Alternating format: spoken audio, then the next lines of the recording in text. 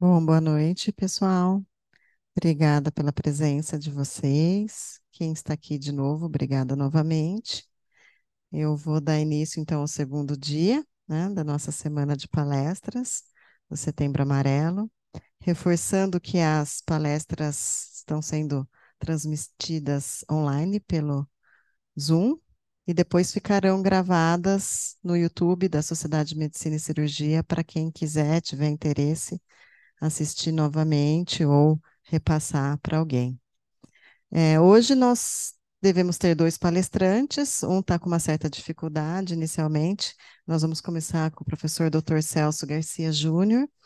O professor Celso é médico psiquiatra, é professor no curso de graduação de medicina da Faculdade São Leopoldo Mandique, é coordenador do programa de residência médica em psiquiatria da São Leopoldo Mandique, tem doutorado e mestrado em ciências médicas pela Unicamp e é fellow da International, da Associação Americana de Psiquiatria e membro da Academy for Eating Disorders e também membro da Associação Brasileira de Psiquiatria.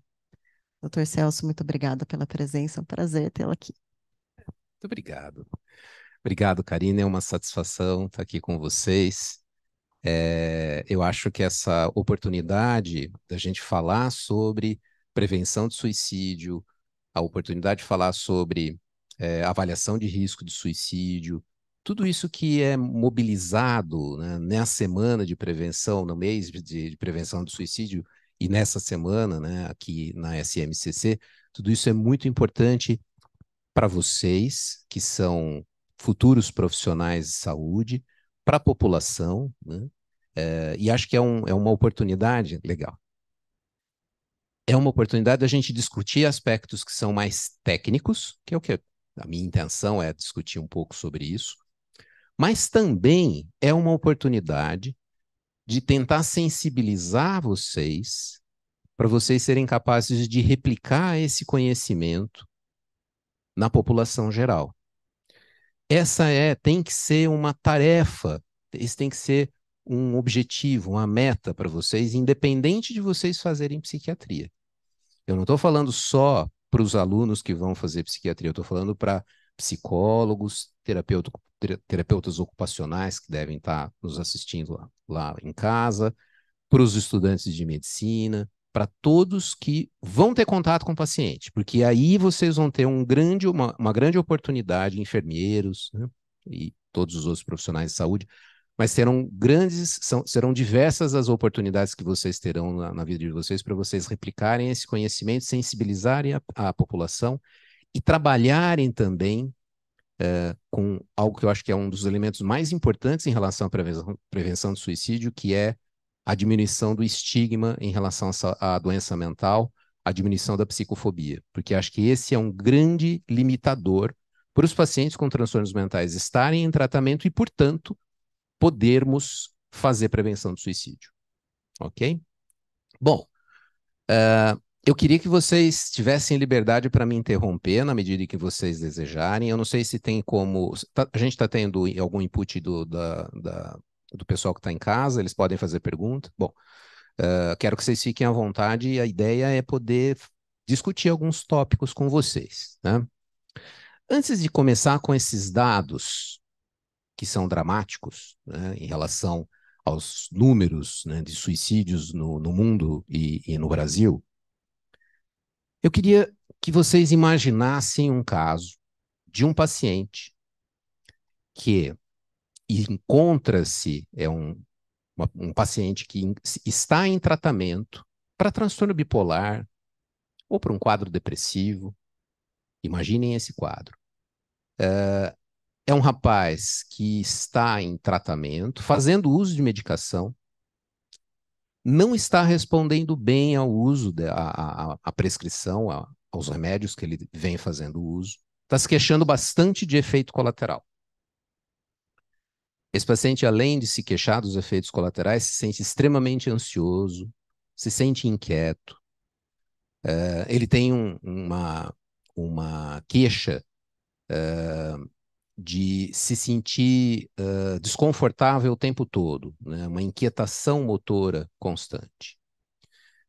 E ele vai até o psiquiatra, descreve todos esses sintomas, descreve o quadro clínico que ele está apresentando, as queixas que ele tem. O psiquiatra avalia e, como vocês devem imaginar, esse psiquiatra pergunta para esse paciente sobre ideação suicida. Se ele pensa em morrer, se ele pensa em colocar fim à própria vida e se ele fez algum tipo de planejamento em relação a isso. E ele nega, de jeito nenhum. O psiquiatra faz essa avaliação e orienta o paciente a mudar algumas coisas no seu tratamento. Muda os remédios. Menos de 12 horas depois dessa avaliação, esse paciente tenta o suicídio. O que aconteceu? Por que esse paciente foi avaliado pelo psiquiatra, foi feito todo um interrogatório sobre risco de suicídio, ele negou ideação suicida e planejamento suicida, e aí 12 horas depois ele tenta o suicídio. Fiquem com esse ponto de interrogação, ok? Bom, vamos lá. Os números em relação a suicídios no mundo são números assustadores. 16 milhões de pessoas tentam suicídio anualmente. No mundo, a gente considera que em 2019 foram 700 mil mortes por suicídio. 75% desses suicídios aconteceram nos países de baixa e média renda. E qual é a realidade do Brasil? Que é um país de baixa renda, baixa média renda. Entre 2010 e 2019, foram 112.230 mortes por suicídio. Em 2019, foram 13.523 pessoas que morreram por suicídio. Isso significa que houve um aumento de 43% nas mortes por suicídio. Isso principalmente na faixa etária entre 15 e 29 anos. E aqui já fica um dado importante para vocês, como essa faixa etária é uma faixa etária importante para risco de suicídio. Alguns outros números que são alarmantes, né? Aqui, nesse slide, vocês podem ver o número de mortes por suicídio entre jovens, por faixa etária, dividido por sexo no mundo todo em 2019. Vejam só que você tem entre 10 e 14 anos, essa barra menor, que é amarelinha, é de mulheres, a barra do meio é de homens, e essa barra mais alta é de ambos os sexos. Aqui entre 10 e 14 anos, aqui entre 15 e 19, 20 e 24, 25 e 29, e aqui somam-se todos os números entre 10 e 29 anos. Vejam só que em ambos os sexos, entre 10 e 29 anos, foram 167.893 mortes por suicídio nessa faixa etária. E há uma discreta superioridade em relação aos homens comparado com as mulheres, ok? O suicídio nessa população entre 15 e 19 anos em 2019, em ambos os sexos, foi a quarta causa de morte no mundo todo. Foi superada por acidente de trânsito, tuberculose, e aí nós não estamos falando só dos países de primeiro mundo, dos países desenvolvidos, nós estamos falando globalmente, né? E violência interpessoal. E aqui vocês podem ver em amarelo que foi a quarta causa entre os homens e entre as mulheres foi a terceira causa, mas batendo ali próximo de acidente de trânsito também. Desde o início dos anos 2000, a OMS vem fazendo um trabalho bastante profundo no sentido de indicar formas importantes de se trabalhar com prevenção de suicídio. E isso tem tido uma repercussão importante no mundo todo. Então, de uma maneira geral, as taxas de suicídio nos países desenvolvidos vêm sofrendo uma queda. Boa notícia, não é? Então vejam só que aqui nesse gráfico a gente pode ver as taxas de suicídio padronizadas por 100 mil habitantes e por região da OMS. Então vamos ver, por exemplo, ó, globalmente a gente tem uma queda nas taxas de suicídio. Ótima notícia. Olha só a Europa como está legal. Está caindo as taxas de suicídio na Europa. Olha só na África. Até na África está caindo. E olha só que interessante, nas Américas o que está acontecendo? Está subindo. E essa é a má notícia. No Brasil, isso não está acontecendo. Então, no Brasil, não houve uma redução nas taxas de suicídio. Por que será? Bom, só em 2017, o Brasil começa a fazer a lição de casa, indicada pela OMS lá nos anos 2000, de como fazer prevenção de suicídio. Então, quase 17 anos depois, né? Só aí que o Brasil começa a ter a iniciativa, por exemplo, de divulgar as taxas, a mortalidade anualmente em relação à mortalidade por suicídio e de tentativa de suicídio. Só a partir de 2017, o governo cria uma força-tarefa para trabalhar, uma força de trabalho, né, um grupo de trabalho, para trabalhar com questões relacionadas à prevenção de suicídio. Só em 2017, o governo começa a pensar que talvez seja uma boa ideia dar um número grátis para o CVV, né? Porque isso não era assim. Cada cidade, eu me lembro de ver propaganda ou, enfim, algum tipo de anúncio, né, do Centro de Valorização da Vida, desde que eu era criança, há muitos anos, mas cada cidade tem o seu. Agora não, agora o número é 188. E só a partir de 2017 que isso foi essa ideia, né, foi trazida à tona. E só foi implementada mais recentemente, não foi em 2017. E isso faz uma diferença muito importante, não só aqui no Brasil, mas nos Estados Unidos também, quando eles criaram uma hotline para, enfim, as pessoas telefonarem falando sobre ideação suicida, houve um aumento nas chamadas. Então, o fato de você ter um número único, né, no país todo aumenta a utilização desse serviço ou dessa estratégia, né? Então, o que a gente vê aqui, né, o panorama que a gente vê aqui nesse gráfico é como no Brasil a situação começou a ficar bem mais. Está piorando conforme o tempo está passando e agora a gente está ficando mais preocupado, né? Mas vejam só, esses dados aqui que são das principais causas de morte nos Estados Unidos, e isso é de 2020, tá? Então, olha só, entre 10 e 14 anos, o suicídio é a segunda causa de morte. Entre 10 e 14 anos. Entre 15 e 24 anos é a terceira, e entre 23 e 34 volta a segunda causa. Então, ainda que nos Estados Unidos, em boa parte dos estados americanos, as taxas de suicídio tenham caído, em alguns estados não, mas em vários sim, ainda assim, de forma global, nos Estados Unidos, o suicídio ainda é um grande problema nessa faixa etária, ok? Aqui no Brasil, entre 2010 e 2019, nós tivemos a seguinte evolução das taxas de mortalidade por suicídio quando a gente olha para idade e sexo. Aqui em laranja em cima é a população masculina, aqui em azul é a população feminina. Veja que, conforme o tempo vai passando, tem um aumento perceptível na população feminina, mas entre os homens, entre a população masculina, isso vai aumentando de uma maneira mais significativa, tá? E mais significativa também em relação à faixa etária. Vejam só, entre 15 e 19 anos, 20 e 39 anos, é mais perceptível como houve um aumento na taxa de suicídio. Se a gente pegar, por exemplo, 60 anos ou mais, teve um pouco, mas nem tanto, e esse azulzinho aqui, que é os mais novinhos, até houve uma queda.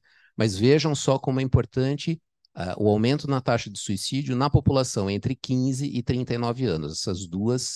Essas duas linhas aqui, a cinza e a laranja, ok? Com isso, vale a pena a gente destacar que no Brasil, são os dados de 2017, 11 mil pessoas tiraram a própria vida É a quarta maior causa de morte entre 15 e 29 anos, mas entre os homens, entre 15 e 29 anos, é a terceira maior causa de morte. E entre as mulheres, é a oitava maior causa. Quem vocês acham que população vocês acham que tenta mais o suicídio, o homem ou a mulher? A mulher tenta mais, é mais frequente tentativa de suicídio entre as mulheres. E quem morre mais por suicídio? A taxa de mortalidade é maior entre o homem ou entre a mulher? Entre os homens. Por que será? Qual a hipótese que vocês têm? Porque os homens mais frequentemente utilizam métodos mais violentos, né? Será que porque o homem tende a ser mais violento, mais agressivo, mais impulsivo? Talvez, é uma possibilidade, né? Não é a única explicação, mas é uma boa explicação.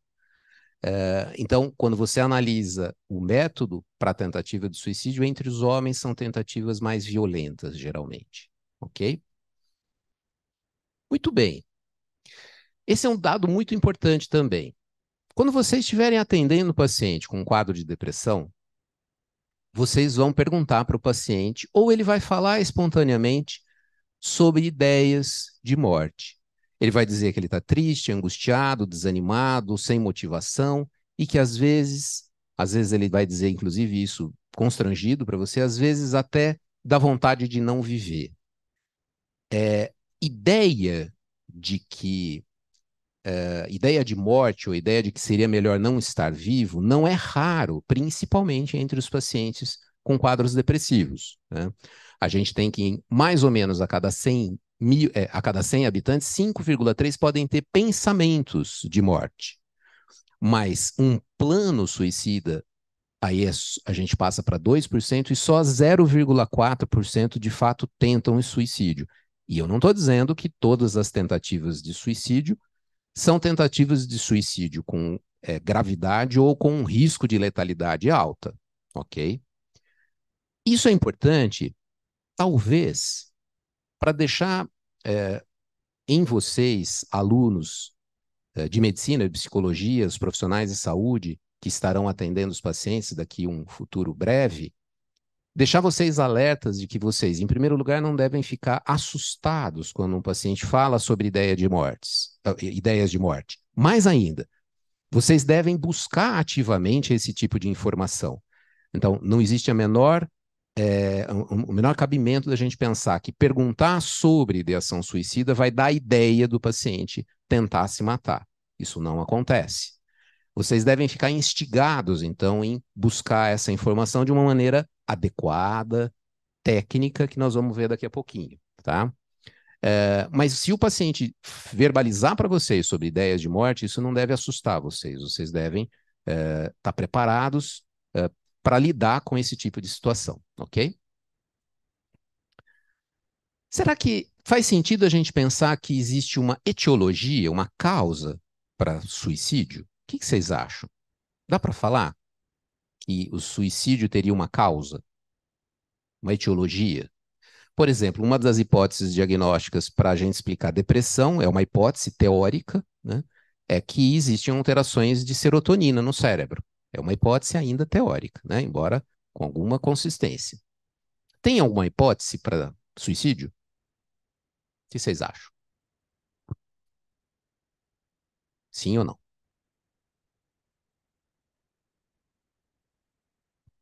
Difícil a pergunta? Então, difícil da gente pensar em uma causa. Aliás, essa é uma outra mensagem importante. Toda vez que vocês estiverem analisando o caso de um paciente que tenta o suicídio, ou mesmo o caso de uma pessoa que cometeu suicídio, não tentem encontrar uma explicação, ou uma causa, ou um fator. Na realidade, é a soma e a interação de diversos fatores. E esse esquema, eu não sei se para todo mundo, para quem está lá no fundo, vocês conseguem enxergar bem, mas eu vou tentar, falando, eu vou tentar explicar. Esse esquema é um esquema interessante que essa figura aqui eu tirei do livro do Neuri, mas é uma adaptação de um artigo que foi publicado no Lancet em 2012. Imaginem o seguinte, Provavelmente existem sim fatores genéticos, biológicos por trás do comportamento suicida. Alterações de neurotransmissores, alterações genéticas, alterações dos circuitos cerebrais. Isso está definido? Isso está esclarecido? Não, não está. Existem algumas hipóteses, algumas áreas do cérebro candidatas a possível alguma relação com comportamento suicida, como por exemplo a amígdala, mas nada ainda muito claro. Mas o fato é que esses fatores genéticos eles poderiam também se relacionar com o surgimento de quadros psiquiátricos, né?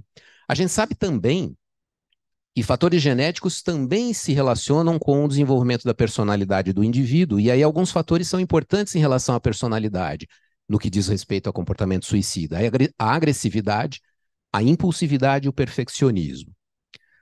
Indo aqui embaixo para a figura, nós sabemos que a história de abuso físico, de violência, de abuso sexual na infância também é um fator que predispõe o indivíduo a desenvolver quadros psiquiátricos, né, doenças psiquiátricas.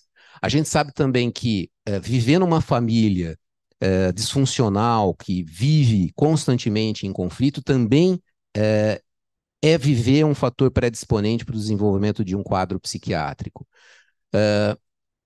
Agora pensem em tudo isso daqui somado, levando o indivíduo a vivenciar uma sensação de uma dor psíquica e uma desesperança associados a uma sensação de que não tem saída, né, uma sensação de estar encurralado, e aí vem as ideias de suicídio.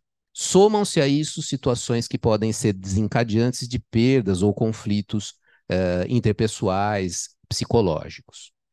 Essa situação aqui, né, a dor psíquica, a desesperança e a sensação de estar encurralado é uma soma, é uma associação realmente perigosa, tá? Imaginem que essa pessoa também está exposta pode estar exposta vamos dizer assim, a situações ou eventualmente algum material que divulgue, fale sobre suicídio, de forma que ele pode se identificar ou eventualmente até imitar aquela situação. E aí isso se soma, tudo isso se soma e pode se organizar um plano suicida, que dentro do qual, né, ou no contexto do qual, se ele tiver disponibilidade de meios letais, ele pode fazer uma tentativa de suicídio grave. Então, essa é uma forma bastante esquemática, mas que tenta mostrar para vocês como há uma interação de fatores. Então, será que se não houver a disponibilidade de meios letais, esse indivíduo poderá não morrer por suicídio? Talvez. Talvez seja exatamente esse o ponto. Talvez, em um determinado momento, quando vier aquela sensação horrorosa de não ter saída, de estar encurralado, se houver uma abordagem farmacológica, psicológica, situacional, que possa diminuir um pouco essa situação, para aquele momento, pelo menos, o risco de suicídio diminui, né? Então, pensem nesse conjunto de fatores, ok? Bom, o tema da minha discussão hoje é avaliação de risco de suicídio. E quando a gente vai fazer a avaliação de risco de suicídio, eu estou pensando lá no ambulatório, lá no consultório, lá na UBS ou lá no pronto-socorro, na unidade de pronto atendimento, ok? Quando vocês estiverem com o paciente, vai ser extremamente importante para a avaliação de risco de suicídio vocês pensarem em fatores de risco para o comportamento suicida. E, de novo, aqui é um panorama geral, né, de fatores de risco para um comportamento suicida. Então, vamos falar um pouco sobre fatores relacionados à saúde. O indivíduo apresentar um transtorno mental, como depressão, transtorno bipolar, transtorno por uso de substância, esquizofrenia, traços de personalidade com agressividade, transtorno de conduta e transtornos ansiosos. Esses são fatores importantes. Então, a presença de um quadro de um transtorno mental. Principalmente se esse transtorno mental não está adequadamente em tratamento. Se a adesão do paciente ao tratamento é insuficiente, é inadequada. Lembra quando eu falei para vocês a função que vocês, mesmo que não trabalhem diretamente com psiquiatria, a função que vocês terão para conscientizar a população, para diminuir o preconceito, o estigma e diminuir a psicofobia, como isso pode ter um impacto positivo na prevenção do suicídio, é aqui. Porque se vocês conseguirem abordar o seu paciente, se você fizer gastro, cardio, dermato, se você fizer medicina de família, e se você conseguir convencer esse paciente, sensibilizá-lo a fazer o tratamento, porque você conseguiu diminuir o preconceito, o estigma, você está fazendo prevenção do suicídio. E é isso. É tratar desses quadros que são fatores de risco para o paciente ter um comportamento suicida. Pacientes que têm dores físicas, doenças físicas, inclusive dor também, isso é um fator de risco. E os quadros confusionais, por exemplo, relacionados a um TCE, um traumatismo crânioencefálico, mas uma síndrome confusional, inclusive, eu me lembro de um paciente que entrou num quadro de delirium tremens e ele tentou suicídio. O delirium tremens é uma síndrome de abstinência alcoólica grave. Era um paciente que estava fazendo alguma arruaça na rua, foi detido pela polícia, ficou em observação até passar a bebedeira, só que rapidamente ele entrou em abstinência. Quando ele entrou em abstinência na delegacia, ele ficou paranoide, achou que iam matá-lo, e nesse contexto ele disse, entre ser morto pela polícia ou me matar, eu prefiro me matar. E aí ele sobe num lugar alto, próximo ali da delegacia, não sei como que ele conseguiu, e aí ele pula lá de cima, né? E quando se quebrou todo, não morreu, né? Chegou todo fraturado, todo politraumatizado no pronto-socorro. E eu lembro de conversar com ele e ele só lembrava que ele tinha fugido da polícia, né? Alguns outros fatores de risco, agora falando de fatores ambientais. O acesso a métodos letais, como drogas mais perigosas e armas de fogo. O estresse persistente, assédio, bullying, ou situações, relacionamentos problemáticos ou desemprego. Também eventos de vida traumáticos, como perdas afetivas ou de outra natureza, divórcio, derrocada financeira também, e a exposição ao suicídio de outra pessoa ou material gráfico sensacionalista relacionado ao suicídio. E aqui vai mais uma dica para vocês, né? Vocês também vão ser responsáveis por replicar o conhecimento de que a mídia precisa saber falar adequadamente sobre essa questão do suicídio, né? E existem diretrizes definidas pela OMS, pelo Ministério da Saúde, vocês precisam ter conhecimento para vocês poderem replicar isso para os seus colegas e para a população de forma geral.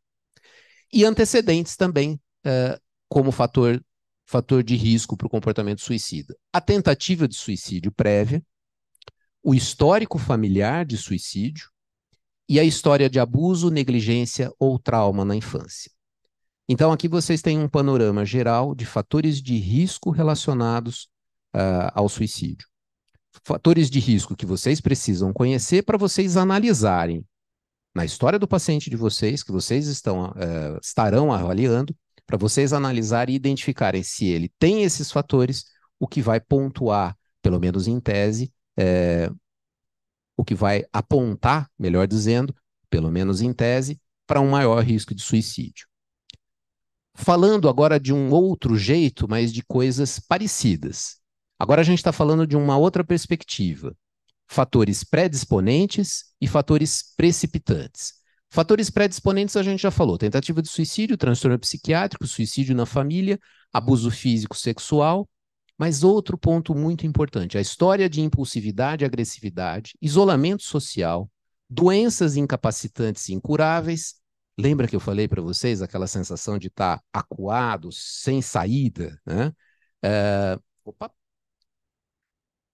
A sensação de desespero, de inquietude. E um outro ponto muito importante, o histórico de ter recebido alta recentemente de uma internação psiquiátrica. E fatores precipitantes, desilusão amorosa, separação conjugal, conflitos relacionais, derrocada financeira, eu já falei, perda de emprego, desonra e humilhação, embriaguez e acesso ao meio letal. Aqui eu falo para vocês sobre condições que aumentam o risco de suicídio em pessoas que sofrem de um transtorno mental. E aí eu reforço alguns pontos importantes. Ser do sexo masculino, a idade inferior a 45 anos, o isolamento social com pouco ou nenhum apoio social, pouca capacidade de adaptação social, a perda de posição familiar, social ou acadêmica ou profissional, perda de habilidades e competências prévias, perda interpessoal recente ou iminente. Além disso, as primeiras semanas após uma internação psiquiátrica, sintomas depressivos, desesperança, insônia grave, agitação psicomotora e acatesia, uso de substância, períodos de ansiedade muito grave e baixa adesão ao tratamento psiquiátrico, reforçando pontos que são bastante importantes. E lá na avaliação que você está fazendo, lá na UPA ou no pronto-socorro, circunstâncias que sugerem uma alta intencionalidade suicida.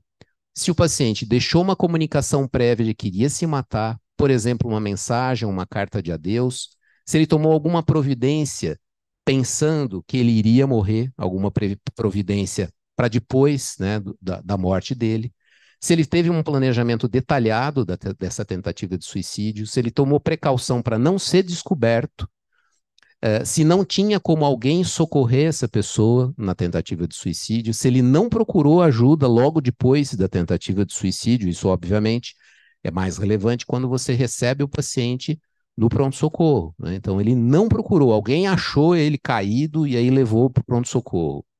Quando o método foi violento, quando o paciente tem a crença de que o ato seria irreversível, então o fato de ele usar uma medicação, por exemplo, que não tem letalidade, você precisa perguntar para ele qual era a crença que ele tinha sobre a letalidade daquele método, daquele remédio, daquela droga, daquela substância, né?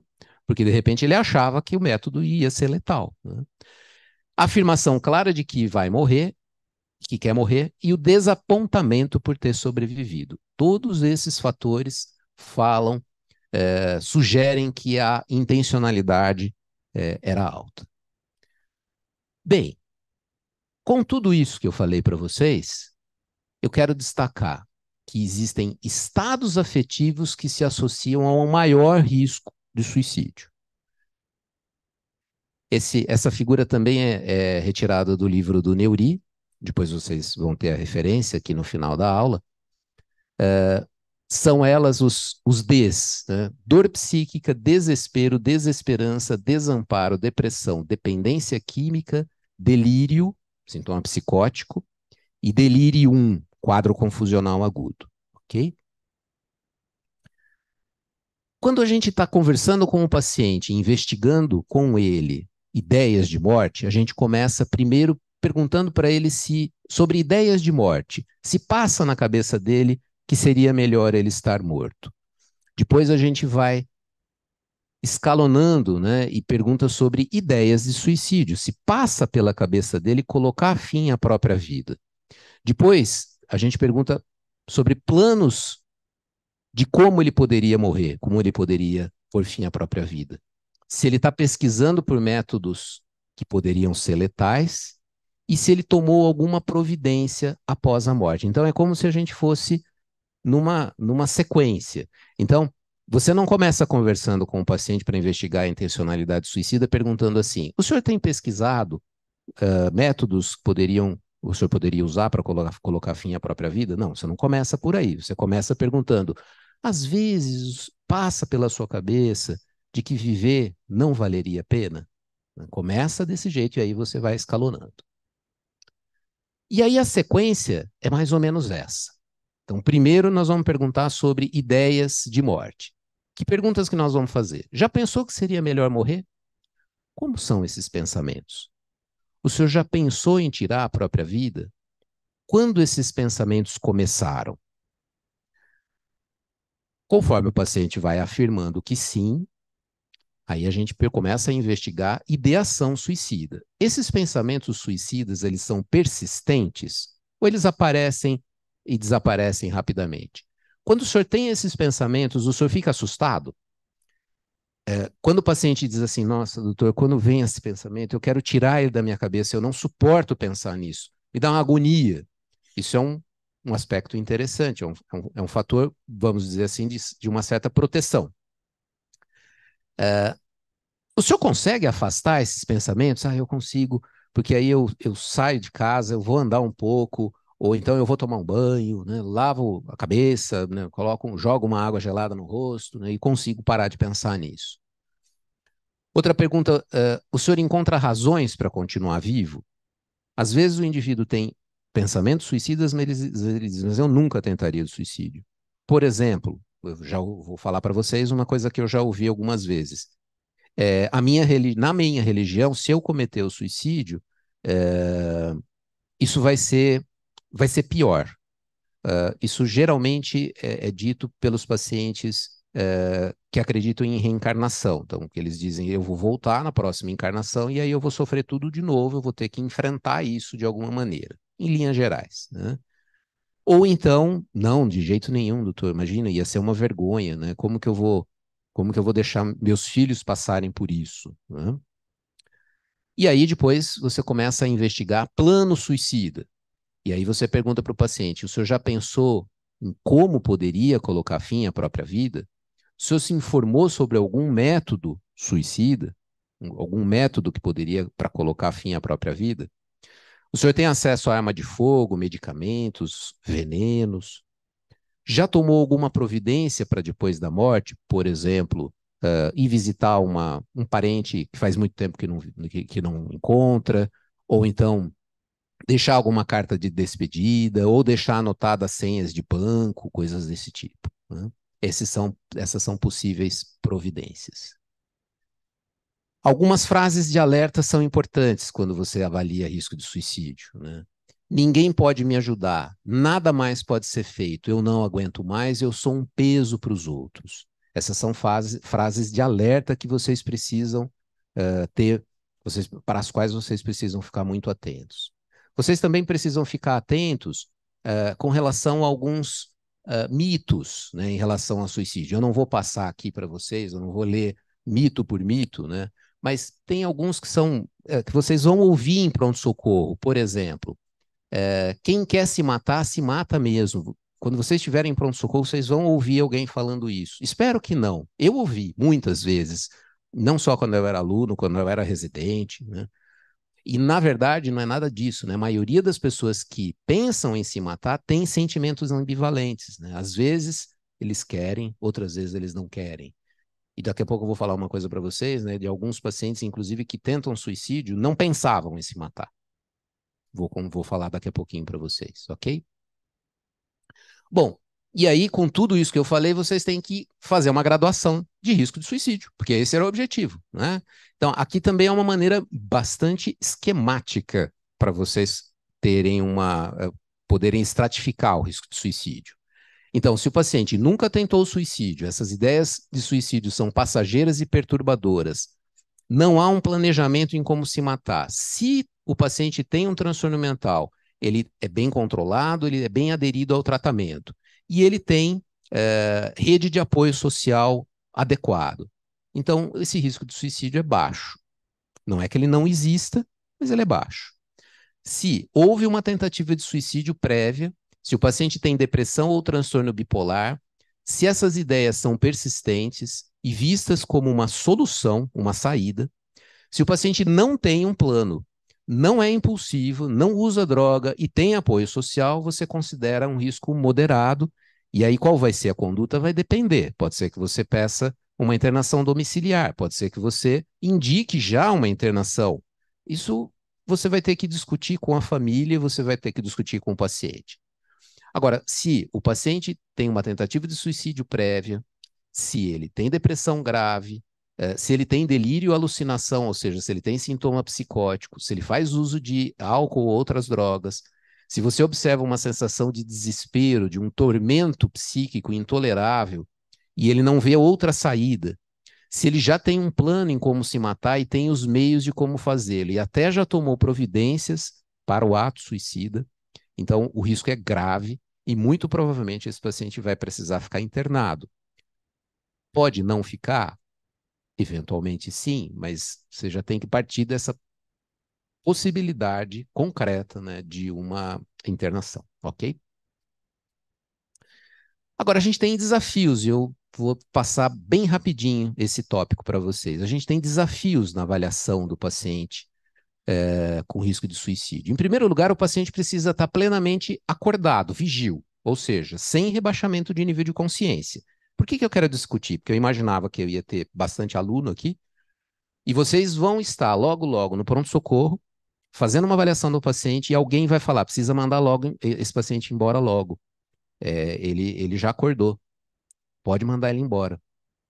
E de fato, ele já acordou, abriu os olhos, falou o nome dele e tal. Quando você começa a conversar com ele, ele dorme de novo. Então, ele está com um nível de consciência ainda oscilante. E ainda não dá para você ter total confiança nos dados que ele está trazendo para você. Outra dificuldade é a necessidade de entrevistar um paciente, um familiar ou algum outro informante, para você ter uma anamnese objetiva, para você ter uma avaliação definitiva, ou pelo menos para aquele momento, uma avaliação aprofundada, né, do risco de suicídio. Um outro ponto é que apenas uma parte dos indivíduos que morreram por suicídio revelaram as ideias suicidas em autorrelato. Lembra lá daquele caso que eu contei para vocês no comecinho da aula? É isso. Sabe quantos por cento nesse trabalho? Eu esqueci de colocar. Ah, está aqui. A referência está aqui. 24%. Em autorrelato, só 24% dos pacientes que morreram por suicídio relataram ideias suicidas, né? Num autorrelato, obviamente, anterior ao comportamento suicida. Pacientes que negam pensamentos suicidas e mais tarde tentam suicídio dizem que eles têm medo de serem julgados, hospitalizados ou perderem a autonomia. Então a gente não pode confiar tanto assim nesse discurso da ideação suicida. Se o paciente disser que não, ele não pensa em se matar, ele não está com ideias suicidas, você não pode confiar 100%. E esse autor aqui, o Gallinger, ele está propondo uma coisa muito interessante. Em 2017, ele propôs esse diagnóstico aqui, a síndrome de crise suicida, que é bastante interessante, né? Porque ele fala que é um estado mental pré-suicídio baseado numa desregulação cognitiva e afetiva. Ele descreve o estado mental agudo que está associado a um comportamento suicídio no curto prazo. E como que ele chegou a essa conclusão? Em 2017, ele fez essa publicação, na verdade é um livro, que está na segunda edição agora, a partir de narrativas de indivíduos que tinham tentado suicídio num contexto de grande angústia, com a percepção de que não havia saída e sem que necessariamente eles tivessem manifestado ideação suicida. E aí ele postulou ele concebeu essa escala, que ainda não foi traduzida e validada para o português, que é uma escala breve da síndrome, um checklist, né, da síndrome de crise suicida. E vejam só, critério A, presença de sintomas intensos e persistentes de desesperança ou aprisionamento desesperadores, desejo de escapar de uma situação percebida como inescapável. Lembra que eu tenho destacado para vocês a sensação de não ter saída? Esse é um ponto. Critério B, tem esses 4 itens. Nas alterações afetivas, dor emocional, episódios curtos e intensos de emoção negativa, oscilações extremas do humor, ansiedade extrema e anedonia aguda, perda de controle cognitivo, ruminações esporádicas ou frequentes, rigidez cognitiva, falha na supressão dos pensamentos ruins, hiperexcitação, agitação, hipervigilância, irritabilidade, insônia e, o último, isolamento social ou comunicação evasiva. E ele considera que os pacientes devem preencher o critério A e ter pelo menos um sintoma de cada domínio do critério B para serem diagnosticados com a síndrome da crise suicida. E aí, o interessante é que os indivíduos que preencheram os critérios para essa síndrome, para a síndrome da crise suicida, apresentaram ideação suicida significativamente mais grave na semana anterior e foram quase 7 vezes mais propensos a ter uma tentativa de suicídio dentro de 4 a 8 semanas após a alta hospitalar. Tanto a ideação suicida, e olha só que interessante, tanto a ideação suicida quanto a gravidade da depressão não foram preditivas da tentativa de suicídio quando comparadas com a aplicação da escala que classificou o indivíduo com uma síndrome da crise suicida. Ou seja, a escala que ele propõe, ela é mais sensível e mais específica do que você perguntar para o paciente se ele pensa em se matar. Muito interessante, né? Lógico que esse é um trabalho, essa última análise foi publicada agora em maio de 2023, uma revista interessante. Com certeza outros trabalhos virão, enfim. Mas eu achei interessante, apesar de ser algo ainda em análise, digamos assim, eu acho que é interessante falar para poder destacar para vocês esses sintomas que estão na escala. Porque isso é fácil, porque ele chegou nesses sintomas conversando com os pacientes. Foram os pacientes que foram contando para ele, os pacientes que tentaram suicídio, que foram contando para ele quais eram os sintomas relevantes, né, naquele contexto, né? Então, é por isso que eu acho que é importante vocês olharem para a escala com cuidado, tá? Toda comunicação sobre prevenção de suicídio deve terminar com um slide falando sobre formas de buscar ajuda, né? E aqui eu falo sobre o CVV, e todas as formas de acesso, né, possíveis em relação ao CVV, o chat, 188, e-mail, endereço.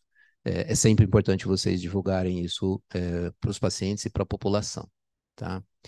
E deixo aqui as duas referências mais importantes, né, dessa minha aula.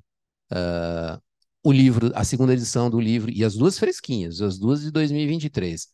A segunda edição do livro do Neuri Botega, que é, sem a menor dúvida, o maior especialista em suicidologia no Brasil, e o livro do Igor Gallinger, que tem um nome bastante parecido, né, de Suicidal Crisis, né? Acho que são dois livros bem interessantes para vocês poderem estudar, ok? Fico à disposição para dúvidas e vai ser uma satisfação conversar com vocês.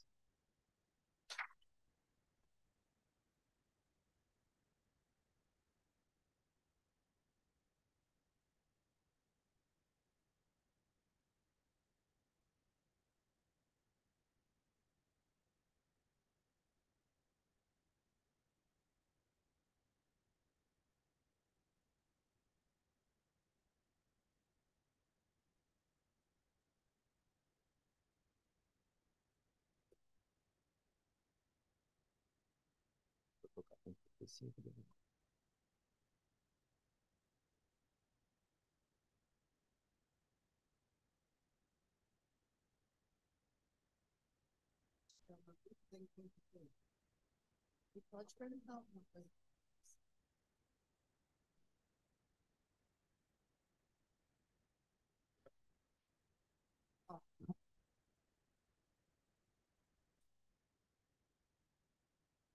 Primeiramente, eu gostaria de agradecer a palestra do senhor, acho que foi bem objetiva, um tema muito importante, não só para a psiquiatria, como para todos os médicos e profissionais da área da saúde. Eu queria falar que eu achei muito interessante isso que você trouxe sobre a síndrome da crise suicida.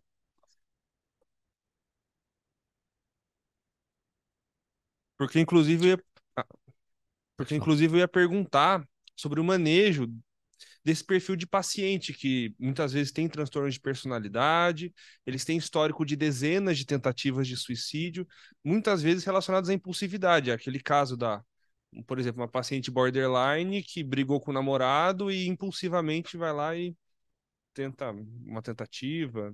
E o jeito de conduzir esses pacientes é diferente do jeito de um paciente que evolui de uma ideação, depressão, desespero? Tem diferenças na condução?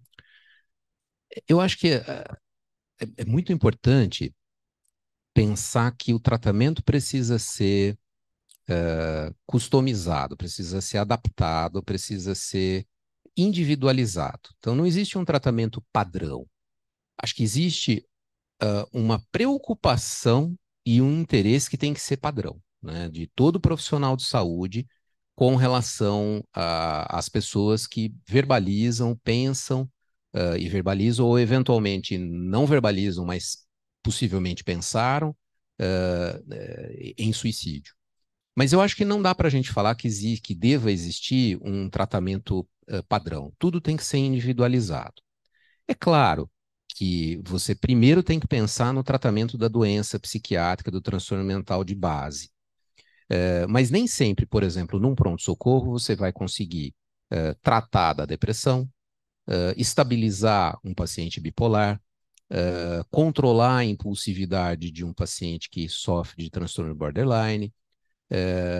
Então, o pronto-socorro, a avaliação do pronto-socorro é uma avaliação que deve tentar primeiro fazer esse diagnóstico situacional e buscar proteger o paciente do risco de suicídio.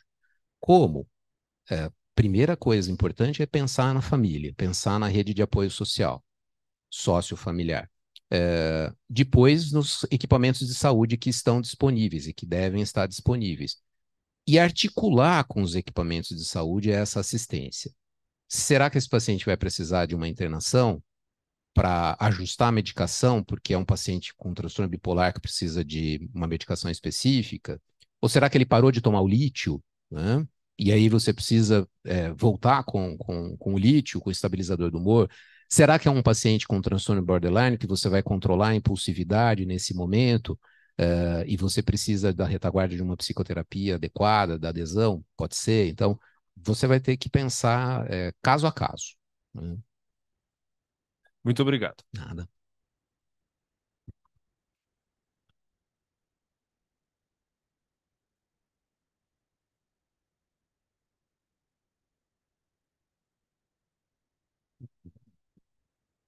Muito obrigada, doutor Celso. Uma palestra super elucidativa, importante, principalmente para os alunos que estão aqui, né? Todas essas características sobre os riscos, né? Que nós vemos tanto na nossa prática clínica de consultório, nós que atendemos em pronto-socorro, isso daí é a nossa rotina na avaliação de um paciente com risco suicida. Eu também achei bastante interessante esse checklist, não conhecia, nunca tinha ouvido falar, bastante bastante interessante mesmo. Vou até procurar o artigo, se você puder até mandar, agradeço, porque é bem interessante mesmo. Bom, então eu vou chamar nosso próximo palestrante, que vai ser online, ele não está em Campinas, tá? É o professor Dr. Maclean Nunes Batista.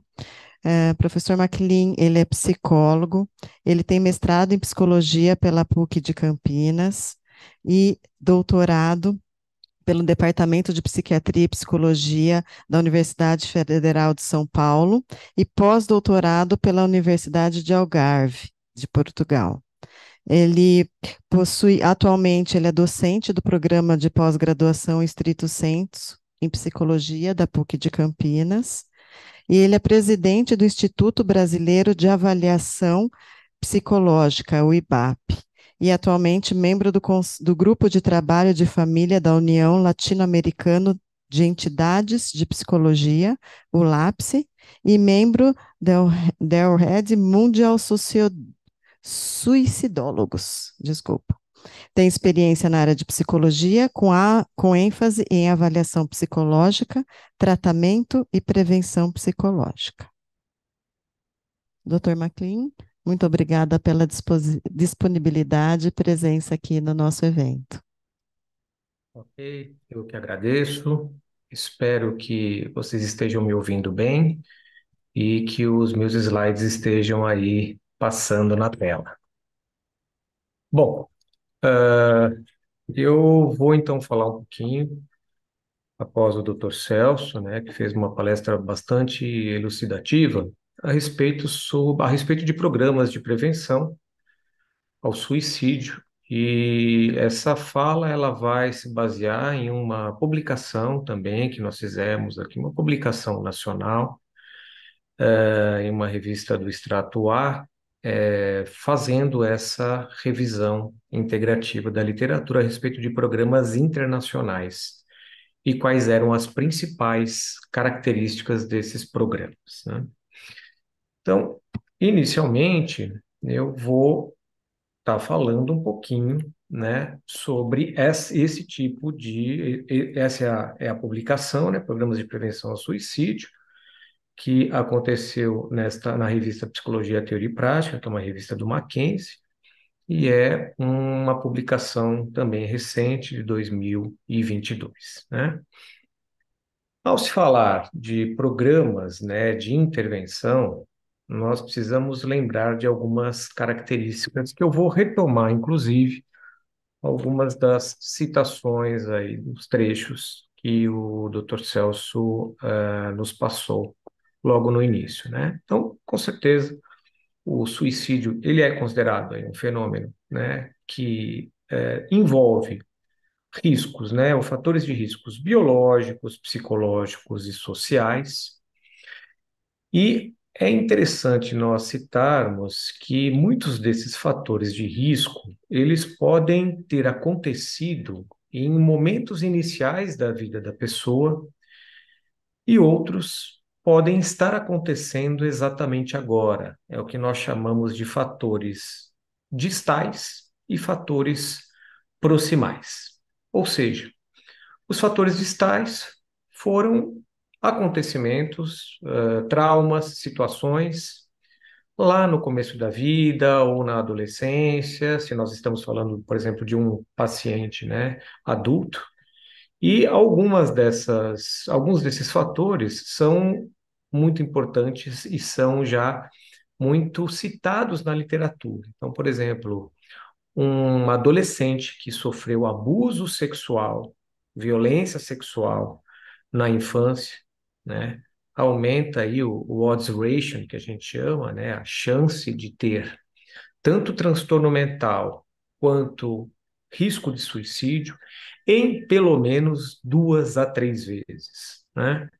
Ter sofrido, por exemplo, bullying na infância e na adolescência. Então, são coisas que acontecem com as pessoas lá no começo da vida delas, mas que são muito importantes e elas acabam voltando, né? Quando a gente, por exemplo, faz psicoterapia, elas voltam na psicoterapia a todo momento, né? São coisas que aconteceram, foram situações que aconteceram que fazem parte daquele indivíduo, de quem ele é.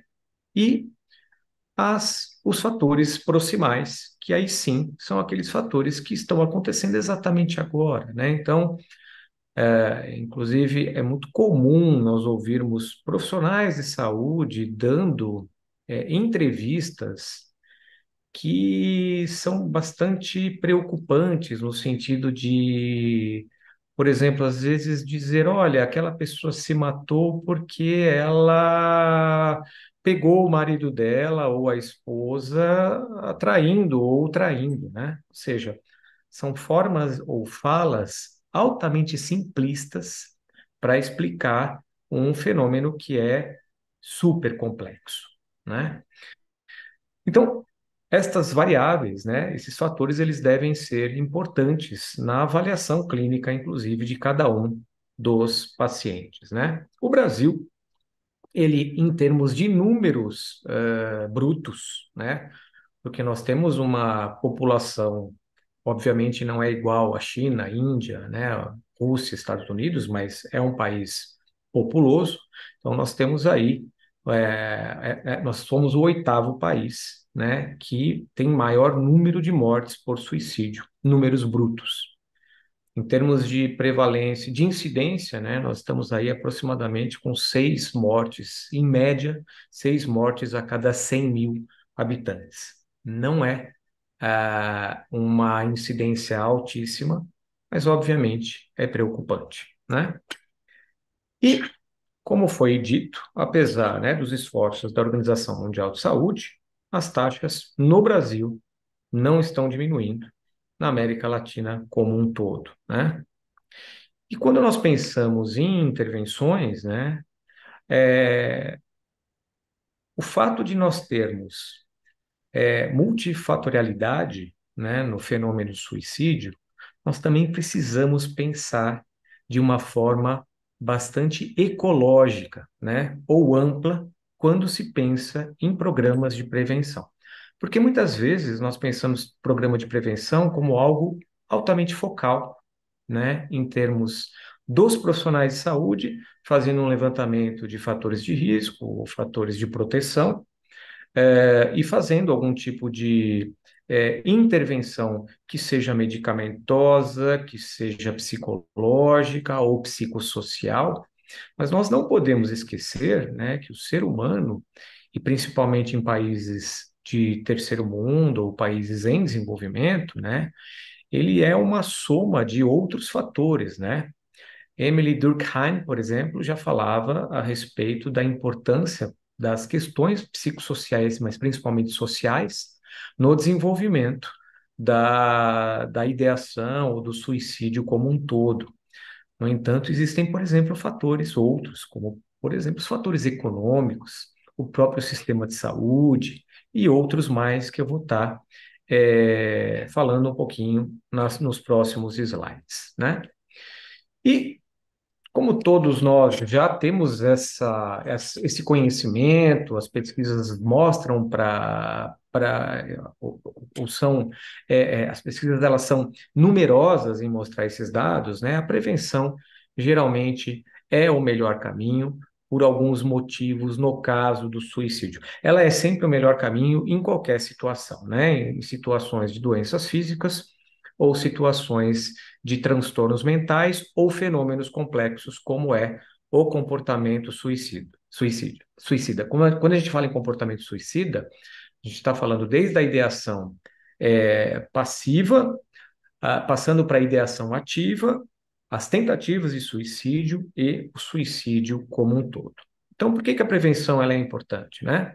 Porque se nós pudermos evitar que seja um caso, né, nós podemos também evitar uma série de problemas e consequências que advêm de uma morte, como, por exemplo, o quanto que é devastador, né, o suicídio para as pessoas que ficam, né?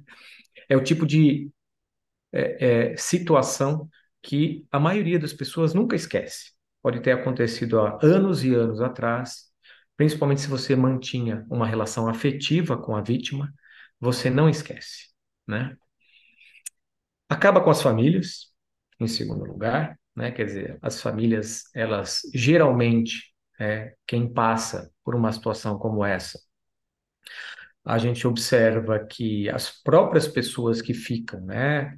Pai, mãe, irmãos, tendem a desenvolver também transtornos mentais, inclusive essas pessoas devem ser atendidas porque elas são passíveis, mais passíveis do que outras pessoas a vir a desenvolver algum tipo de transtorno mental ou de consequência ou de sequela psicológica, psiquiátrica, né? Então, essa questão, ela é importante, né? A prevenção, ela é importante porque realmente ela vai gerar problemas para cada indivíduo que tira a vida. As pesquisas demonstram que aproximadamente 6 a 10 pessoas acabam sendo cronicamente influenciadas, né, por uma vida que foi ceifada, né? E interessante aqui, Professor é... Maclin, Oi, professor Maclin, desculpa interrompê-lo.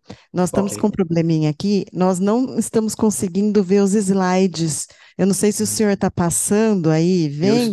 Para Eu nós está no estou. primeiro slide ainda.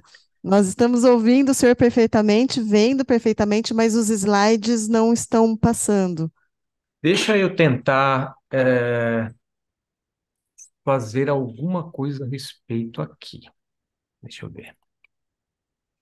Eu vou Eu acho que tentar é melhor stop share. Deixa compartilhar. eu Agora, tentar é, agora acho parar que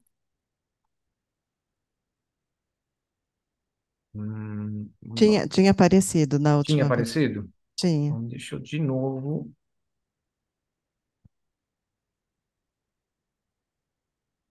Agora está igual antes.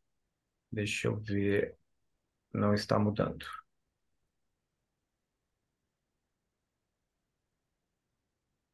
Não está. Nós conseguimos ver mudar sim agora, mas não está Deixa em eu, tela colo... cheia, no modo Deixa eu colocar em exibição modo. Isso, em modo de apresentação. E agora? ainda. Ainda não. Não. Então, Deixa eu ver aqui. Quais são os problemas de, de internet, de tecnologias, né? Se vocês preferirem, já que se está vendo desta forma, eu Isso, se o poderia, por senhor exemplo, trocar dessa forma que o senhor está fazendo, clicando em cima, uhum, no lateral, pelo menos nós conseguimos ver. tá, sem problemas. Se não tem outro jeito, a gente tenta desta forma, ok? Tá joia. E se Muito precisar obrigada. interromper, fica à vontade. Tá bom, obrigada, desculpa. Bom, então imagina. Então só deixa eu voltar aqui, tá? Um pouco antes, que este é depois eu posso deixar inclusive a minha apresentação com os organizadores para quem precisar dela. E aí eu vou voltar para onde eu parei, né? E nós temos a questão do tabu ainda, né? Que são dois fatores importantes, né? O autoestigma e o heteroestigma, né? Então, a gente pode dividir aí a estigmatização em dois, né? Ou seja, é o quanto que, para mim, né, enquanto pessoa, ter um transtorno mental ou ter uma ideação suicida significa algo ruim, significa algo diferente, eu me sinto diferente dos outros. E o heteroestigma é o quanto que os outros me veem diferente quando eu apresento alguma modificação no meu comportamento. Então, nós precisamos entender que também a questão do estigma, ela é importante dentro de uma cultura, porque quando vamos falar de programas de prevenção, nós temos que levar em consideração esta realidade, né? E quando a gente pensa na Organização Mundial de Saúde, né, ela tem algumas situações ou contextos em que ela pensa, né, na questão da prevenção, né, e principalmente quando nós pensamos em objetivos, né.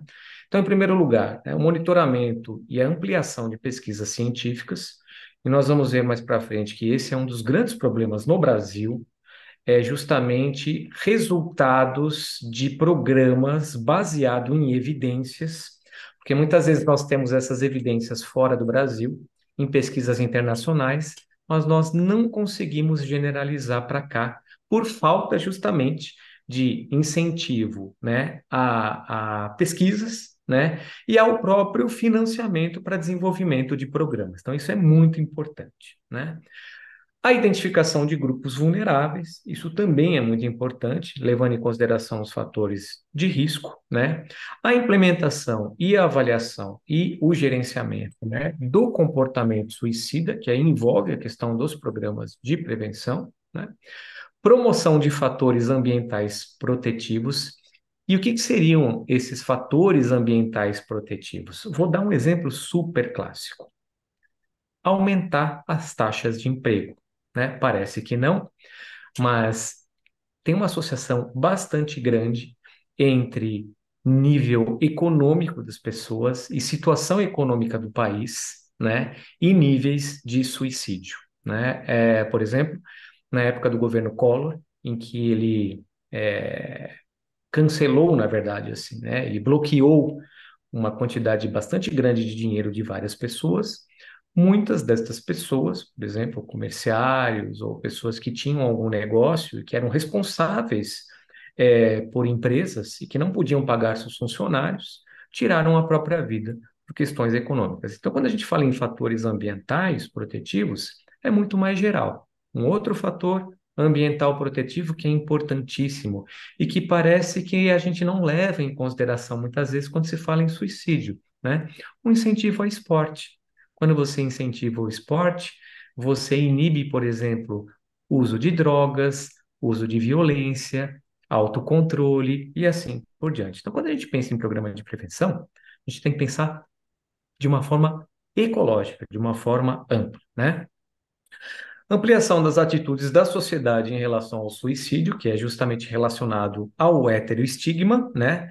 Justamente o Setembro Amarelo, por exemplo, é uma das formas de divulgar informações. No entanto, essa é uma informação importante.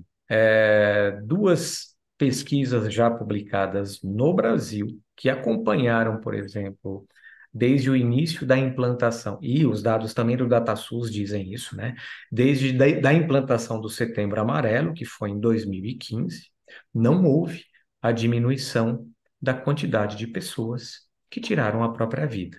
Então, não basta simplesmente este tipo de iniciativa. Ah, mas essa iniciativa ela é inócua? Não, não é inócua. Ela é uma iniciativa esplêndida, uma iniciativa maravilhosa. No entanto, quando pensamos prevenção, precisamos pensar de uma maneira muito mais ampla do que simplesmente o Setembro Amarelo, né? Do que simplesmente um CVV, que também é uma iniciativa maravilhosa, uma iniciativa de tirar o chapéu.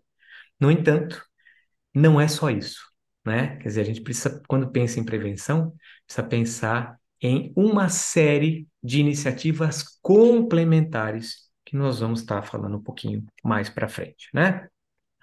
E a redução também a meios na tentativa de suicídio, né? Então, quando, por exemplo, independentemente de questões políticas, obviamente, né? Quando você tem um governo, quando nós temos um governo, por exemplo, que incentiva a porte de armas, né? Ou a divulgação aí de informações ou de eu acho que sim, de informações, ou incentiva o porte de armas. Quando você não tem controle de pesticidas, ou você tem a liberação de produtos químicos que são nocivos à saúde, que as pessoas podem ter acesso em lugares que não são controlados, isso também acaba sendo pernicioso para o fenômeno suicídio como um todo, né? E também, como foi falado, né, a questão das notícias, dos canais de notícias, de como devem ser passadas as notícias, né? Em alguns países, por exemplo, como a Austrália, o Canadá, Estados Unidos, existem cartilhas próprias de como divulgar informações relacionadas a suicídio, né? Por exemplo, não citar métodos, não postar fotos de pessoas, por exemplo, que se jogaram de algum lugar, estão sangrando, estateladas no chão, evitar sensacionalismo, dentre outras diversas questões que são importantes na divulgação deste fenômeno, né? E, obviamente, como eu havia falado, o apoio aos enlutados, né? Ou seja, as pessoas que realmente perderam alguém importante na vida, né? Então, quando nós pensamos nas iniciativas, elas podem começar desde a questão de seguro-saúde e programas previdenciários, por exemplo, para oferecer suporte econômico para as pessoas, né? Quando você, por exemplo, oferece uma maior possibilidade de emprego, né, para as pessoas. Obviamente, nós vamos ter críticas em relação a isso, vamos ter críticas em relação ao assistencialismo. Não vou entrar nessa questão aqui em si, porque é uma questão super complexa que levaria semanas ou meses para a gente discutir, né, profundamente.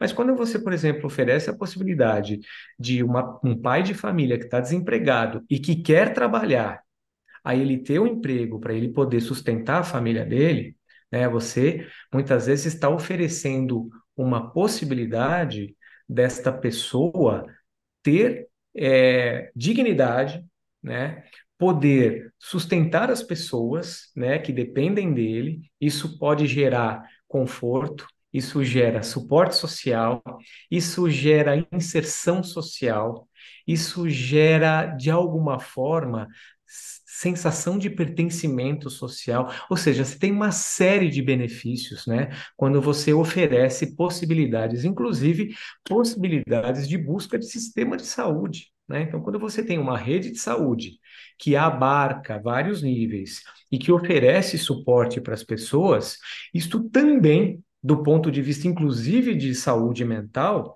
é importantíssimo e é fundamental para a prevenção de suicídio. No entanto, né, o que ainda nos falta são serviços mais especializados em transtornos mentais e, mais ainda, centros especializados no combate, em primeiro lugar, né, e no manejo de suicídio, que nós não temos aqui no Brasil ainda. Ou seja, equipes especializadas e treinadas para lidarem com essas situações, né?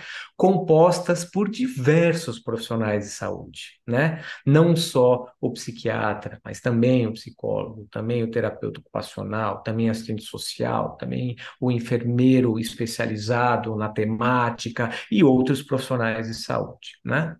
É, Além disso, né, nós temos aí a necessidade de, quando pensarmos em prevenção, em pensar nas atividades comunitárias também e nos relacionamentos familiares. Então, muitas vezes, né, quando você promove, por exemplo, eventos comunitários, né, em que as pessoas possam de alguma forma se relacionarem, festas públicas, eventos comunitários, mostras e outras iniciativas, por exemplo, até quando a gente pensa, eu vou falar isso no próximo slide, mas quando a gente pensa, por exemplo, em construção de quadras de esporte em comunidades, mas não só em comunidades, porque muitas vezes faltam quadras de esporte ou incentivos justamente as pessoas fazerem esporte ou terem uma boa alimentação, até mesmo em bairros de médio poder aquisitivo, você também está gerando qualidade de vida para as pessoas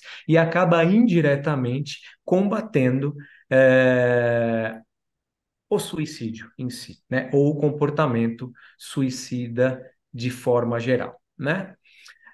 Algumas iniciativas, né, psicológicas, como, por exemplo, programas de enfrentamento de problemas, ou coping, programas que lidam com autorregulação emocional, programas relacionados à diminuição de estresse, ou mindfulness, por exemplo, né, na minha área, na área da psicologia, podem ser bastante importantes e como sendo auxiliares no combate também ao suicídio, né?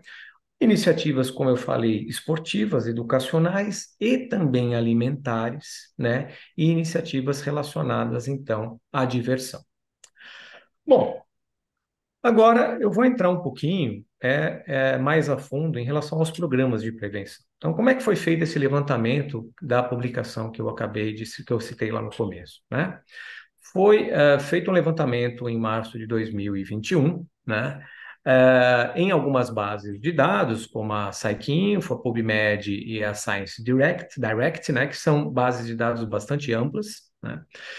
Não foram colocadas restrições de datas, uma expressão-chave foi utilizada como Suicide Prevention Program e somente foram selecionados artigos de revistas científicas. Não foram selecionadas teses, ou dissertações, ou livros, ou estudos de caso e assim por diante, né? E essa publicação, ela seguiu o modelo Prisma, que é um modelo, o Prisma revisitado, que é de 2021, que é um modelo bastante utilizado em revisões, tanto integrativas, narrativas, sistemáticas, meta-análises e publicações relativas a esse tipo de delineamento, né?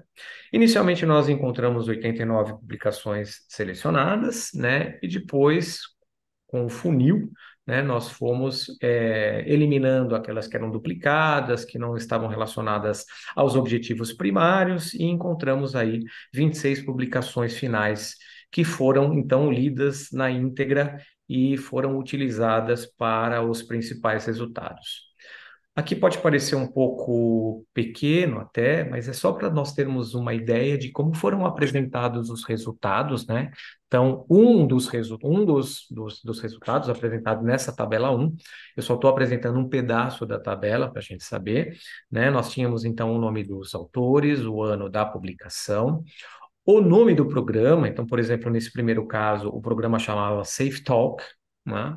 Existem alguns programas, inclusive, que são patenteados e outros programas que não são, né? O formato do programa, como ele era estabelecido, né? Como ele funcionava, por exemplo, se presencial, se online, se híbrido, ou seja, como que ele era aplicado. A duração, quando nós tínhamos essa informação, ou seja, a duração ela poderia ocorrer em diversos formatos no sentido de horas, dias, meses, semanas, meses, um acompanhamento longitudinal um pouco mais relacionado, inclusive, a início, meio, fim e follow-up. Outros não faziam follow-up, então a duração era variada também. O público a que o programa se destinava, por exemplo, a adolescentes, alunos ou a professores, a funcionários, e o país em que esses programas ocorreram. Nós vamos perceber que aí depois eu vou estar falando um pouquinho sobre os principais resultados, né? Que eu já vou, inclusive, começar agora. Então, dois estudos foram realizados na década de 1990, 8 estudos entre 2000 e 2010, e a maioria deles, ou seja, quase 62%, entre 2011 e 2021. Então, com esse resultado, nós começamos a perceber que no exterior também não é tão antigo assim, né, a preocupação em estabelecer programas relacionados ao suicídio. Porque às vezes a gente fala assim, né? Ah, não, o Brasil está super atrás numa série de características. Não necessariamente nesse caso, né? A maioria dos programas, então, aconteceram, né, em países norte-americanos ou da Ásia. Então, a gente tem aí principalmente 70% nos Estados Unidos, quase 12% aí na Ásia, alguns na Europa, na Oceania, por incrível que pareça, né? Não é um continente que aparece tanto, e na América do Sul, apenas um programa, né? Que foi implantado e, obviamente, que foi publicado. É uma diferença que a gente precisa levar em consideração. Muitas vezes nós temos uma série de programas em implantação ou implantados, mas que não são formatados ou divulgados em formato de artigo científico, né? Então, isso pode ser um viés, inclusive, que depois eu vou falar lá no final, ok? Todas as propostas, elas foram executadas, né, em contexto escolar, sendo relacionados principalmente ao ensino fundamental 2 e o ensino médio, especificamente ao ensino médio, a 39%, então às vezes ele era misto, né? Ensino, por exemplo, fundamental mais ensino médio, somente direcionado ao ensino médio aí a maioria, quase 40%, ao ensino fundamental 2, somente ao ensino fundamental 2, 11,5%, e ao ensino universitário aí 20%. Então, mais ou menos, a gente aqui tem noção da onde os programas, os principais programas foram executados, né? Algumas propostas eram especificamente ou direcionadas para alunos, outras para alunos e professores, ou outros funcionários, e outras iniciativas também abarcavam os pais. Ok? Bom, então o tempo de programa variou, né?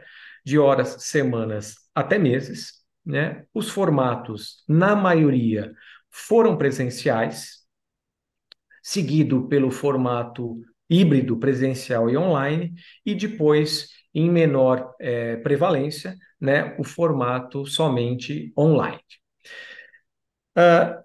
Aqui é uma segunda tabela que nós apresentamos, então, além do nome do programa, que já tinha na primeira tabela, quais eram as etapas, ou seja, qual era a proposta do programa, né? O que o programa se propunha a executar em termos das suas etapas. E aí começa um grande problema, porque algumas publicações estavam mais completas e outras menos completas. Eu vou dar aqui eu vou fazer uma fala já meio que do final, e que uma das conclusões que nós acabamos tendo com este artigo, né, de revisão. A maioria deles falha em oferecer detalhes do que realmente foi feito durante o programa, né? Então, é muito difícil nós termos informações detalhadas. Uma, porque um artigo ele é limitado, né? em termos de informações, né? Mas assim, é realmente difícil de você saber o que foi feito na prática, né? Se fala assim, por exemplo, olha, foi feito um treinamento com os funcionários, tá? Mas qual é o detalhamento desse treinamento? Como ele ocorreu? O que que acontecia no treinamento? Quanto tempo esse treinamento durou? Que materiais didáticos foram utilizados? Que dinâmicas foram utilizadas? Então, essa foi uma dificuldade gigantesca que nós tivemos aí durante a execução dessa pesquisa, né? Um dos pontos que parecem ser bem importantes e que aparecem na maioria dos programas que nós lemos, né, nos artigos que nós lemos, que nós selecionamos, tem relação com o treinamento dos gatekeepers, né? E o que que são gatekeepers? São pessoas treinadas para detectar outras pessoas que, de alguma forma, oferecem sinais e sintomas de comportamento suicida, né? Então, muitas vezes é uma fala para um amigo, e quando você tem pessoas treinadas que são referência, por exemplo, numa sala de aula, essas pessoas ouvem a um amigo dizer: Olha, o fulano falou para mim, muito difícil. Opa, peraí. Então eu vou lá conversar com aquele fulano. Então o gatekeeper é um cara treinado, né, que tem algum treinamento, para justamente detectar essas pessoas e poder indicar essas pessoas para serviços especializados, né? Esses gatekeepers podem ser os próprios alunos, neste caso, né, destas pesquisas, ou funcionários, até mesmo funcionários, por exemplo, da cantina, né? Existiam programas que treinavam funcionários da cantina e do restaurante para justamente, porque às vezes a pessoa vai lá, vai tomar um lanche e acaba fazendo alguma fala, alguma coisa nesse sentido que, para uma pessoa treinada, fala assim: opa, peraí, deixa eu falar com o fulano de tal, que é uma pessoa, é o meu superior, que esta pessoa veio aqui, esse aluno veio aqui e falou alguma coisa no sentido de que a vida está difícil, de que a vida não vale mais a pena, tal. Essa pessoa precisa ser, de alguma forma, supervisionada no sentido de que, olha, ela precisa, de alguma maneira, ter, né,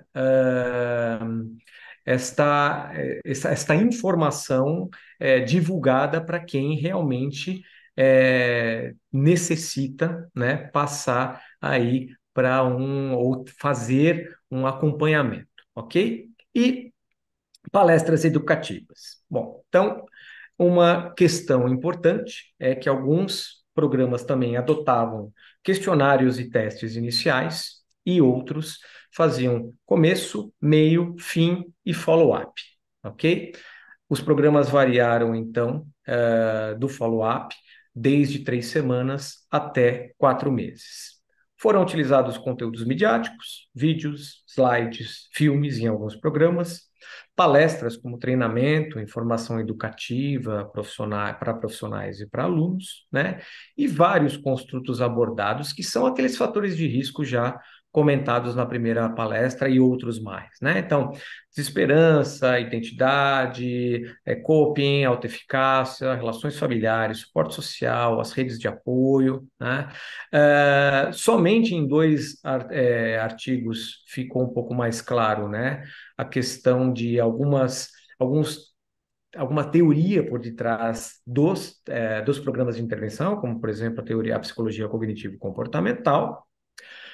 E agora eu vou para algumas conclusões desse apanhado de informações de programas de prevenção, né? Em primeiro lugar, é necessário políticas públicas para implementar esses programas de prevenção. Sem uma chave mestra, né? Sem, por exemplo, algumas iniciativas de políticas públicas, fica muito difícil você estabelecer iniciativas isoladas. Elas são importantes também, mas enquanto você não tem realmente um programa de incentivo do que vai fazer, do que pode fazer, do que não pode fazer, do que vai ser financiado, do que não vai ser financiado, fica muito difícil. E é preciso muito dinheiro para isso. É preciso muito conhecimento técnico e muito treinamento especializado de vários profissionais de diversas áreas, ok? Não houveram, por exemplo, nesta pesquisa, programas nestas bases de dados desenvolvidos no Brasil, né? E a utilização de meios remotos nesses programas começou a crescer, né? Provavelmente também em decorrência da pandemia, a gente vai começar a ver mais e mais programas que são só desenvolvidos de maneira online, ok? Não se encontraram também programas, por exemplo, para um público adulto diferente daquele escolar, ou seja, dos não estudantes. Ó. Não se encontrou programas, por exemplo, para idosos ou outros contextos, por exemplo, contextos hospitalares, em que é fundamental, porque a maioria das tentativas de suicídio vão para os contextos hospitalares, né? E, como todos sabemos, né, a prevenção ela vai envolver uma colaboração multissetorial, multidisciplinar, avaliação contínua de treinamento de pessoal, integração de dados, as políticas públicas, ou seja, é algo bastante complexo, né? Talvez por isso a gente ainda não tem nenhum tipo de resultado, né, na diminuição dos casos de suicídio no Brasil e na América Latina, ok? Também nós não encontramos padronização dos programas de prevenção, né? E nem tampouco, como eu havia falado, a descrição minuciosa dos programas, ok? Algumas estratégias que a gente foi percebendo rapidamente agora indo para o final, né? Às vezes você tem, por exemplo, um programa simples de tutores, de veteranos, por exemplo, numa universidade, que são responsáveis por inserção social dos calouros. Isso já é um programa bastante interessante em termos de inserção social para as pessoas. Evita muitas vezes bullying, evita isolamento social, ou seja, são coisas simples. Muitas vezes, iniciativas simples podem gerar resultados bastante interessantes, né? Outras variáveis do processo de prevenção, que aí são variáveis também psicossociais, eu não vou estar falando sobre todas elas, mas podem ser desenvolvidas dentro dos programas de prevenção, né?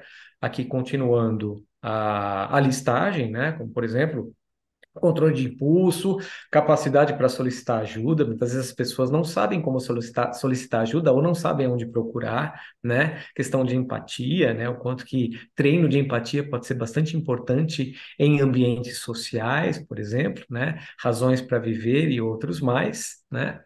E a importância do suporte social, do suporte familiar, dos sentimentos de pertencimento, de pertencer a grupos, isso é muito importante, né? Desde o do Emily Durkheim, a questão do ativismo social, da importância do ativismo social e o acesso aos programas de saúde. Algumas estratégias utilizadas, então, livretos e cartões guias, discussões de temática via grupos temáticos, roleplays, psicoeducação, palestras e oficinas. Ou seja, as mais diferentes estratégias podem ser utilizadas em diferentes programas e técnicas também, técnicas psicológicas, especificamente aqui eu estou abordando, né? Ou diferentes técnicas psicológicas. Por exemplo, nas escolas dos Estados Unidos você tem o papel do aconselhamento, né? São aconselhadores, que não necessariamente são psicólogos, mas estão ali para escutar o problema dos alunos. No nosso caso, agora que está sendo implantado psicólogos nas escolas, né? Mesmo assim, imagina a quantidade de pessoas que um psicólogo vai ter que dar conta numa escola. Às vezes você tem 1.000, 2.000, 3.000 alunos, né?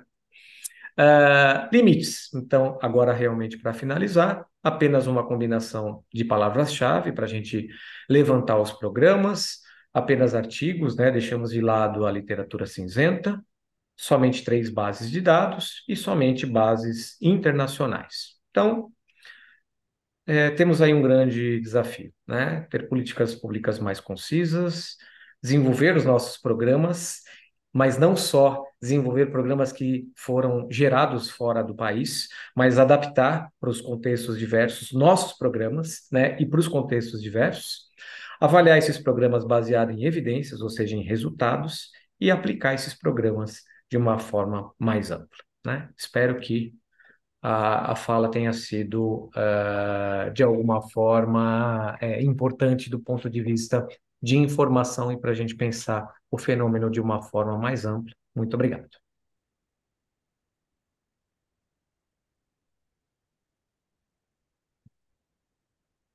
Muito obrigada, professor Maclean. É muito interessante esse estudo, né? A abordagem que o senhor deu, aliás, hoje o dia ficou muito interessante, porque o professor Celso falou mais da abordagem, né, ali do indivíduo, do paciente, né, no contexto do risco, e o senhor falou mais a questão ampla, macro, Eu vou abrir agora para perguntas, se alguém quiser fazer. Alguém?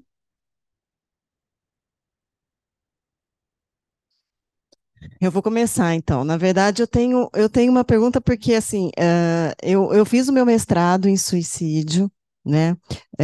Então, muitas dessas questões pessoais, o que o senhor citou no começo da aula, fatores predisponentes, fatores, né, imediatos. Eu lembro de ter lido até um estudioso, Gustavo Turek, se não me engano, ele fez alguns artigos sobre comportamento suicida. E foi bem interessante, porque ele trazia essas questões também. E a questão a gente pode ver, acho que tanto pela palestra do Dr. Celso quanto a do professor MacLean, que o comportamento suicida ele é um comportamento extremamente vasto, amplo e multifatorial. Né? Aquele esquema que o Dr. Celso apresentou, eu acho que ele resume e demonstra de forma interessante, né, todos os fatores que são influentes no comportamento suicida, e pela fala do senhor, as questões mais macro, né, macroeconômicas, sociais, e que explicam, em parte, um pouco dos dados que o Dr. Celso trouxe, né, por que o Brasil, né, sendo um país ainda considerado subdesenvolvido, ele tem um aumento, ele teve um aumento aí nas taxas de suicídio, ao contrário do resto do mundo. Com certeza esses fatores contribuem. Bem, enfim, a minha pergunta para o senhor qual que é? É, em função do pouco que eu estudei, que eu já vi e já li, e concordo que a abordagem tem que ser de uma forma ampla, por vários níveis de profissionais e de dimensões dentro da vida das pessoas, desde o ambiente familiar, escolar, laboral, inclusive. É, e eu fico pensando no seguinte ponto, eu gostaria da opinião do senhor nesse sentido.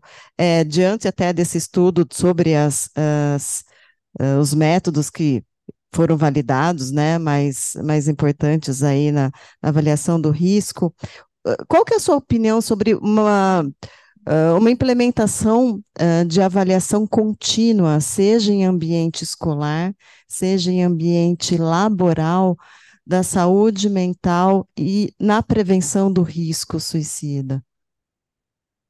Olha, muito legal essa sua questão. Depois o Dr. Celso, se quiser, aí pode complementar, né? Tem alguns estudos interessantíssimos que foram feitos em países da Europa, por exemplo, países pequenos, porque o nosso país ele tem uma dimensão geográfica que muitas vezes é difícil de se controlar, programas mais macro. Mas, por exemplo, às vezes quando você treina, olha que interessante, né? Um clínico geral a fazer uma pergunta a respeito de como anda a vida da pessoa, se ela tem, por exemplo, se já passou pela cabeça dela tirar a vida, e essa pessoa consegue fazer essa afirmação, esse clínico geral ele já indica essa pessoa, por exemplo, para um profissional especializado. Isso e é um clínico geral. Muitas vezes, quando você implementa programas que não são necessariamente programa, e esse é um programa contínuo, por exemplo, né? De você treinar profissionais, inclusive pediatras, nesses países, né? Então, você treina também pediatras a fazerem uma avaliação que seja com uma ou duas perguntas para os pais, ou para a própria criança, ou para o adolescente, e a partir dessa detecção, o encaminhamento para programas mais específicos de acompanhamento. Nas escolas, por exemplo, nós não temos essa, vamos dizer assim, esta padronização de avaliação de saúde mental, né? O que seria excelente, porque nós conseguiríamos detectar grupos de risco. E a partir desses grupos de risco, nós teríamos aí a condição de fazer um encaminhamento. Agora, o problema é o gargalo, né? Por quê? Como eu havia falado, a questão do Setembro Amarelo, ela é super importante, super relevante. No entanto, você cria uma demanda absurda. E a pessoa que, por exemplo, está com ideação suicida, vamos supor, e ela fala assim: olha, assisti uma palestra e eu estou me reconhecendo nessa palestra, eu quero procurar um sistema de saúde, eu preciso procurar um sistema de saúde. E ela vai, por exemplo, a um dos dispositivos de sistema de saúde, e, por exemplo, ela não tem uma atenção imediata. Ela não consegue, por exemplo, uma consulta com um psiquiatra, com um profissional de saúde, e a consulta ela só está disponibilizada daqui 2 ou 3 meses. Então, esse é o grande problema, né? De você gerar também uma demanda muito grande e você não ter como acolher essa demanda. Então, programas contínuos são fundamentais, desde que você já tenha um planejamento de base de o que fazer com essas pessoas que você detecta como tendo, por exemplo, o comportamento suicida. Perfeito, exatamente, concordo. Eu, como psiquiatra clínica, que trabalho tanto em consultório como em pronto-socorro psiquiátrico, a nossa realidade é exatamente essa que o senhor comentou, né? Quando o paciente ele procura, ele se vê numa situação talvez de uma crise suicida, com ideação suicida, ele vai em busca, sim, de ajuda, mas infelizmente essa ajuda nem sempre é efetiva, né? Ele nem sempre consegue, né, uma ajuda que ali naquele momento possa ter algum resultado imediato. Então, assim, a minha visão com relação ao comportamento suicida é justamente essa. Eu acho que a gente tem que começar da base, né? Concordo que as campanhas são fundamentais, mas se não houver uma atitude, né, mais geral, né, alguma coisa mais ativa, mais prática, realmente a gente não vai conseguir mudar muita coisa, né? Isso, infelizmente, tem que ser aos poucos, né? Nós não vamos conseguir grandes coisas de um dia para a noite, né? São processos que acho que têm que ser implementados, né, devagar, né, através de orientação, né, para que caminhando a gente consiga melhorar esses índices. Na verdade, assim, a gente precisa ter política pública, né? Esse é a grande questão, ou seja, você tem um montante de dinheiro, quer dizer, infelizmente, o dinheiro que vai para a saúde mental, né, é escassíssimo, assim, é quase inexistente. O dinheiro que já vai para a saúde de maneira geral, né, para a saúde, se a gente conseguisse fazer essa divisão, saúde física e mental, que ela não existe, mas, por exemplo, se nós conseguíssemos, né, o dinheiro que vai para a saúde física já é pequeno e o que vai para a saúde mental, menor ainda, né? Então, se nós não tivermos realmente uma espinha dorsal, né, e um planejamento a longo prazo, né, porque é isso que você falou, não adianta você querer mudar, fazer mudanças drásticas em alguns meses. Não, você tem que ter um planejamento realmente diferenciado, apropriado para, inclusive, culturas diferentes que nós temos dentro do Brasil, porque nas regiões diferentes do Brasil nós temos mitos diferentes, nós temos comportamentos diferentes, né? Então precisa haver um planejamento e não só um planejamento, mas precisa ter profissionais com autoconhecimento técnico, né? Profissionais de várias áreas com autoconhecimento técnico e também com recursos financeiros, né? Então precisamos de recursos financeiros e recursos técnicos e uma programação de curto, de médio e de longo prazo. Sem isso, nós não vamos mudar a nossa realidade, infelizmente. Não quer dizer que nós não devamos fazer a nossa parte, né? Então, se a gente consegue fazer alguma coisa, precisamos fazer isso, né? Se a gente consegue implementar um programa mesmo sem financiamento, que sejam palestras, que seja divulgação, a gente já está fazendo alguma coisinha. Mas se não houver uma organização das iniciativas, né, o resultado ele não é tão bom assim como nós gostaríamos que fosse. Perfeito, perfeito. Mais alguém? Perguntar alguma coisa? Algum comentário? Não? Então, professor Maclean, mais uma vez, muitíssimo obrigada. Uma excelente palestra, muito boa. Espero contar com a sua presença nos próximos eventos aqui do Setembro Amarelo. Foi um prazer muito grande, assim como para o Dr. Celso, muito obrigada pela presença também. Foi um dia muito interessante, muito produtivo. Obrigada. Eu que agradeço, agradeço também ao Dr. Celso aí, foi maravilhoso.